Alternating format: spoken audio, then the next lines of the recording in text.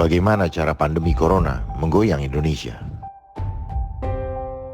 Bukan melalui virusnya, tapi melalui propaganda ketakutan.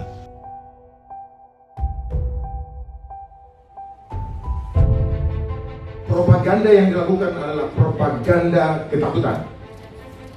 Itu berlangsung di seluruh dunia. Apa proteksi dan solusi terkuat menghadapi virus corona? Bukan antibiotik yang mampu mengatasi virus, tapi imun tubuh. Contohnya interferon, yang diproduksi tubuh dalam melawan kanker termasuk virus.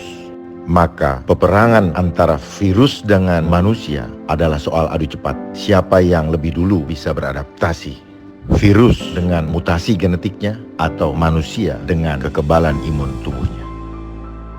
Mengapa? Tanpa propaganda ketakutan, virus corona seharusnya tidak berbahaya bagi Indonesia. Pertama, virus corona bukan virus flu burung, juga bukan SARS dan MERS. Tingkat kematiannya jauh lebih kecil. Kecuali tubuh penderita terlanjur sudah lemah, sehingga berpotensi mengalami kegagalan sistem imun seperti cytokine storm.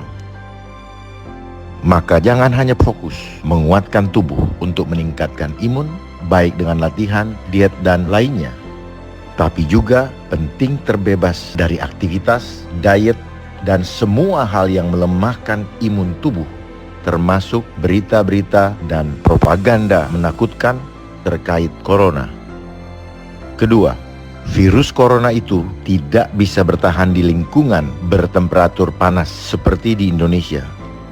Jadi virus itu pas melayang di udara, dia akan mati dengan sendirinya.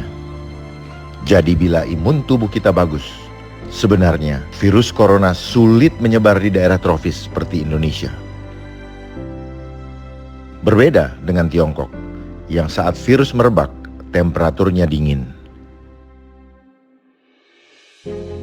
Italia, Prancis, Iran, Wuhan, Korea, Jepang, Seattle, Washington, New York, ternyata bila ditarik garis, tampak membentuk garis lurus, sehingga ada yang menamainya sebagai Corona Belt atau sabuk corona. Mungkin pada lintang tersebut, suhu bagus untuk berkembang biaknya virus. Diketahui menurut data dari BMKG, suhu rata-rata di Indonesia malah 35 sampai dengan 37 derajat Celcius. Iklim di Indonesia itu 26 sampai 30 derajat. Virus itu hanya akan ada di udara selama maksimal 3 menit pada suhu 20 sampai 25 derajat.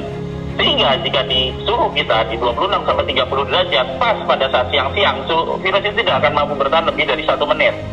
Ini tidak bisa dibandingkan dengan Italia. Italia suhunya 6 derajat, sementara virus ini bisa bertahan selama 3 jam di lingkungan pada suhu 10 sampai 15 derajat. Sementara di New York kemarin 10 sampai 12 derajat, di Italia 6 derajat. Itu sebabnya korban di dua negara itu lebih banyak, karena begitu mereka keluar mereka akan terekspos. Sementara di tempat kita masih dilindungi oleh sinar matahari dan oleh suhu. Jadi harusnya Indonesia aman. Jadi sekali lagi, tanpa propaganda ketakutan, virus corona seharusnya tidak berbahaya bagi bangsa Indonesia. Ketakutan akibat terlalu banyak mendengar berita negatif dari medsos dan lain-lain, termasuk lingkungan di sekitar kita, membuat penularan virus corona menjadi semakin dahsyat. Mengapa demikian? 1. Ketakutan adalah hal yang menular, dan ketakutan mampu ditularkan dengan sangat cepat. 2. Ketakutan menghasilkan hormon stres yang melemahkan imun tubuh. Corona yang awalnya tak menimbulkan penyakit bagi yang imun tubuhnya masih kuat, sekarang leluasa merajalela karena imun tubuh masyarakat sudah dilemahkan oleh ketakutan. Saat imun tubuh turun, virus corona yang tadinya tidak mampu membuat kita sakit, sekarang jadi mampu. Karena kita sendiri yang meruntuhkan benteng pertahanan tubuh kita dengan stres. Virus corona sendiri tidak bertambah kuat. Kita sakit karena kita melemahkan diri kita sendiri. Maka untuk saat ini yang seharusnya menjadi prioritas adalah dengan cepat mensosialisasikan supaya masyarakat paham pentingnya meningkatkan imun tubuh, sekaligus menguatkan tubuh dengan mengatasi ketakutan dan depresi dengan berjemur, ditambah salam FIFA Republik Indonesia sebagai preventive medicine. Kita harus tahu bahwa virus hanya bisa dinetralkan oleh antibodi dari dalam tubuh kita sendiri. Dan antibodi itu akan diproduksi oleh tubuh kita pada saat infeksi pertama itu selama 7 hari sesudah paparan awal. Jadi kalau kena sekarang, maka kita akan dapat antibodi 7 hari sudah itu. Di hari ke-14, antibodi kita akan sangat banyak sehingga akan menetralkan virusnya. Itu yang terjadi kepada sebagian besar penderita positif coronavirus yang kemudian dia bisa kembali lagi dan juga bisa sehat lagi. Dan data mengenai coronavirus itu akan disimpan di dalam sel memori dari dalam tubuh kita, dan itu bisa bertahan sampai 30 tahun lebih. Sehingga jika kita terkena lagi, maka data dari sel memori tubuh kita akan langsung mengeluarkan antibodi tidak dalam 7 hari, tapi dalam waktu 1 sampai 2 hari, maka kita akan sembuh. Dan itu yang terjadi pada sebagian besar kasus-kasus penderita coronavirus yang positif. Sehingga jika kita dideteksi apakah kita mengalami didiagnosa sebagai positif, kita harus bertanya dulu, positif virus lewat PCR atau positif antibodi? Karena jika positif antibodi lewat rapid test, ya alhamdulillah, berarti apa? Titer antibodi kita tinggi sehingga bisa melawan virusnya. Dan jika itu ternyata positifnya juga ada juga yang positif virus lewat PCR, itu pun juga tidak ada yang perlu ditakutkan karena sifatnya dinamis. Kita bisa positif sekarang, dalam waktu 2 minggu 16 hari, maka kita akan bisa berubah negatif. Persis sama seperti pasien nomor 1, 2, 3 datang positif, keluar negatif. Dan persis sama seperti ribuan orang lainnya yang ada di Indonesia yang jika terdeteksi positif saat ini, maka akan bisa sembuh kembali dengan jika bisa mengeluarkan antibodi yang cukup tinggi sehingga bisa menghilangkan virus yang ada di dalam tubuh kita. Kita akan bisa mengatasi ini. Status positif tidak perlu ditakuti. Jadi kalau sekarang kita dites lalu hasilnya corona positif, harusnya senang bukan takut. Karena dalam hitungan minggu kita akan kebal corona, bahkan 30 tahun ke depan. Jadi kenapa harus takut corona?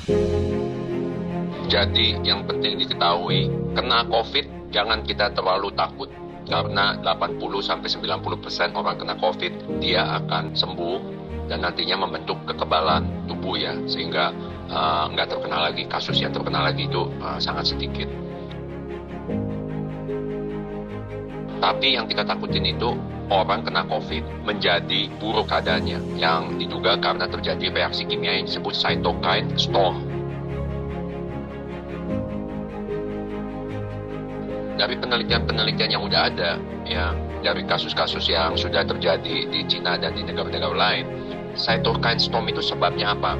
Satu, karena penderita itu enggak makan yang sehat ya. Jadi diduga kalau seseorang memakan plant-based diet, kemungkinan cytokine storm itu menjadi jauh lebih kecil. Bahkan menurut peneliti di Cina belum ada pasien yang meninggal atau belum ada pasien COVID yang dirawat yang plant-based diet. Cytokine storm ini bisa dipicu juga dengan pengobatan yang salah. Ya, beberapa obat tertentu kalau dimakan malahan bisa menimbulkan cytokine storm. Maka itu jangan kita so jago self-medicated ya. Kalau bukan dokter atau yang mengerti benar-benar, jangan coba-coba main beli obat online dan itu coba obatin sendiri. Ketiga, kita pelajari kasus-kasus kematian ya, terutama yang ada di Indonesia bisa meninggal. Kenapa? Saya pelajarin mereka panik ya. Panik, sama kecewa, sama sakit hati dan segala macam lah, pokoknya dalam kondisi yang kurang baik gitu. Akhirnya meninggal paginya. Jadi kalau salah satu pencegahan cytokine storm itu, kita nggak boleh panik, nggak boleh marah, nggak boleh kecewa, nggak boleh sedih. Jadi juga kadang-kadang mereka yang dirawat di rumah sakit rujukan, mereka sangat menderita, sangat depresi, mau pulang nggak bisa, diisolasi segala macam. Akhirnya hari ketiga, keempat, kelima memburuk keadaannya karena saya duga karena cytokine storm, karena marah-marah, kurang tidur ya. Nah itu bisa menimbulkan hal tersebut. Nah juga makanan yang diberikan di situ juga bukan plant-based diet, mungkin kekurangan minum air juga ya karena lagi keadaannya panik, sedih segala macam. Yang keempat, jangan lupa kita tidur cukup, nggak boleh kita sampai larut malam ikutin berita-berita ini sampai kurang tidur. Santai aja, kita orang yang beriman harus percaya bahwa semuanya Tuhan yang memberikan, Tuhan yang mengambil. Dan jangan depresi, jangan panik, ada yang sampai kena emah, kita udah melakukan yang terbaik. Kalau tadi saya katakan kalau kena jangan takut karena 80-90% sembuh. Yang kita takutkan adalah cytokine storm itu. Apa proteksi dan solusi terkuat supaya kita semua aman dari corona dan cytokine storms? Ada 3 langkah untuk membantu memperkuat tubuh dan imun kita serta menetralisir akibat buruk dari propaganda ketakutan corona. Inilah sesungguhnya jaring pengaman program social distancing supaya pandemi ini cepat berlalu. Langkah pertama, stop berita tentang corona yang melemahkan imun tubuh. Suasana hati dan pikiran kita akan membantu melindungi sistem imun tubuh kita. Hindari ketakutan akibat berita corona karena melemahkan sistem imun kita dan malah membuatnya lemah terhadap virus. Lihat berita corona, jadi ketakutan, jadi depresi, imun tubuh turun, mudah sakit, mudah kena corona. Jadi stop lihat berita corona. Jadi jauhkan diri kita dari berita tentang virus corona. Jangan terus mencari informasi tambahan di internet. Itu akan melemahkan kondisi imun tubuh kita. Hindari mengirim pesan yang melemahkan kepada orang lain karena malah berpotensi membuat mereka jadi depresi. Jadi tidak perlu berebut stok makanan, bahkan masker. Untuk yang imun tubuhnya kurang baik, penting untuk jangan cemas dan khawatir. Yang penting, rajin latihan, perkuat imun tubuh dengan pola hidup, makan, minum, istirahat yang cukup, dan latihan jasmani yang tepat, yaitu yang nyaman buat meridian dan sel tubuh. Jadi tak perlu cemas. 1. Bila kehabisan masker, hand sanitizer, atau sabun cuci tangan. 2. Bila ada keluarga yang batuk, bersin, atau pilek. Ketiga, saat ke rumah sakit ternyata kapasitas rumah sakit tak cukup. Ingat, kita masih punya proteksi terkuat, yaitu imun tubuh kita. Masker, hand sanitizer, sabun, physical distancing, dan lain-lain membantu jaga kita dari luar. Namun imun menjaga di dalam. Pertama, ajarkan kepada keluarga mengatasi dini di rumah dulu sebelum ke rumah sakit. Caranya, lindungi saluran nafas kita. Seringlah minum air putih hangat 10 menit sekali. 3 teguk sekali minum. Tujuannya untuk membilas virus bila ada ke dalam lambung. Virus musnah saat di lambung. Paru-paru jadi aman, dan bila terasa lebih nyaman, teruskan minum air putih hangat sampai keluhan hilang. Langkah kedua, hindarkan hal yang melemahkan tubuh, terutama imun kita. Pertama, jangan tidur di atas jam 10 malam. Kedua, jangan lama-lama main HP atau internet, apalagi game. 3. Pilih makanan minuman yang nyaman meridian. Contoh, minum yang hangat, jangan minum yang dingin. Hindari makan daging selama pandemi berlangsung. Makan plant-based diet. Langkah ketiga, lakukan proteksi dan solusi terkuat supaya kita semua aman dari corona dan cytokine storm. Rajinlah berjemur jam 10 pagi, ditambah salam FIFA Republik Indonesia untuk memproduksi interferon dan serotonin yang optimal. Penting, teknik salam FIFA Republik Indonesia harus tepat. Ada 3 unsur penting yang tidak boleh dikurangi dari prosedur jemur dengan salam FIFA Republik Indonesia ini. Pertama, salam FIFA Republik Indonesia. Kedua, nafas bayi. Dan ketiga, tersenyum. Apabila hanya berjemur saja tanpa salam FIFA Republik Indonesia, nafas bayi, dan tersenyum, maka manfaatnya sangatlah kecil. Bagaimana kita tahu apakah hasil jemurnya sudah optimal? Jangan lupa ukur. Bila teknik sudah tepat, hasil tes akan menunjukkan menguatnya tubuh, terutama di area pusat imun tubuh, yaitu timus. Yang hasil tes tubuhnya masih lemah, perbaiki kembali teknik salam FIFA Republik Indonesia-nya. Berlatihlah tiap hari selama pandemi masih berlangsung. Sebarkan cara berjemur yang tepat ini kepada keluarga kita dan semua orang yang kita kasihi, sebab solusi supaya pandemi ini cepat berlalu. Bersyukur kita di Indonesia yang sinar mataharinya berlimpah, yang bersama salam FIFA Republik Indonesia jadi salah satu hadiah terindah Tuhan Yang Maha Esa untuk mengatasi pandemi virus corona. Sebarkan hari ini juga. Ingat loh, jemur itu gratis. Salam FIFA Republik Indonesia. Kita melawan corona. Gerakan Indonesia Jemur Pagi.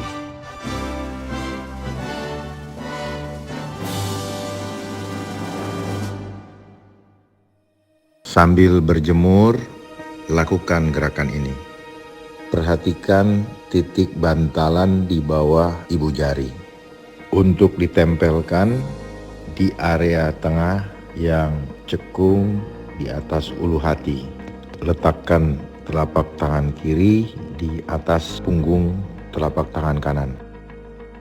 Ingat, selalu tersenyum dan gunakan nafas bayi.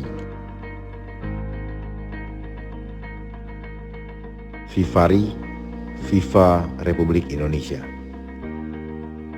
When a cell is infected by a virus, the virus enters the cell and produces structures that are not found in uninfected cells. The presence of this viral material signals the cell to produce interferon. The interferon moves out of the cell and attaches to receptors on nearby cells of the same type. The cell that produces the interferon is unable to save itself. The virus replicates in this cell and then moves out to infect nearby cells. The nearby cell that already has interferon bound to its surface responds in several ways, including production of enzymes that degrade messenger RNA and prevent protein synthesis. Thus, a virus can attach and enter the cell, but completion of the viral replication cycle is prevented.